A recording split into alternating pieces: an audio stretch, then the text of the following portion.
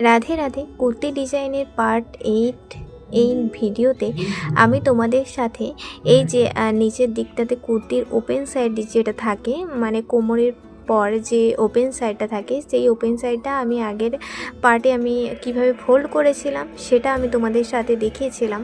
এখন সেই ফোল্ডিং অংশ থেকে আমি সেলাইটা করে নিচ্ছি একদম মোড়া বরাবর। এই যে মুড়েছিলাম, মানে ডাবল ফোল্ড করেছিলাম যে অংশটাতে, সেই অংশ বরাবরই কিন্তু আমি সেলাইটা করে নিলাম।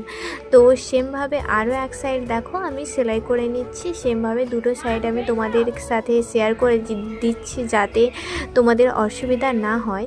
তো একেবারে দেখো আমি যেই সাইডটাতে খোলা অবস্থায় মানে মুড়েছিলাম যেই সাইডটাতে, সেই সাইডটাতেই আমি কিন্তু সেলাইটা করে নিচ্ছি। এই যে সেলাই করা অলরেডি হয়ে গেছে। এবারে দেখো আমি কুর্তিটার আরও এক সাইড যেটা রয়েছে সেটাকেও আমি আর সেলাই করে নেব। আগের বারে মানে আগের দুটো যেরকম দেখিয়েছিলাম সেমভাবে এই যে সেলাই করেও নিয়েছি।